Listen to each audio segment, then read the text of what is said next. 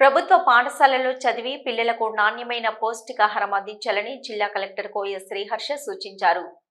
శుక్రవారం ఎన్టీపీసీలోని జిల్లా పరిషత్ ఉన్నత పాఠశాల నిర్వహించిన సైన్స్ ఫెయిర్లో జిల్లా కలెక్టర్ కోయ శ్రీహర్ష పాల్గొన్నారు. సైన్స్ ఫెయిర్లో విద్యార్థులు ఏర్పాటు చేసిన ప్రదర్శనలను కలెక్టర్ ఆసక్తిగా పరిశీలించారు. ఈ సందర్భంగా జిల్లా కలెక్టర్ కోయ శ్రీహర్ష మాట్లాడుతూ సైన్స్ ఫెయిర్లో ఆసక్తిగా పాల్గొన్న విద్యార్థులను ప్రత్యేకంగా అభినందించారు.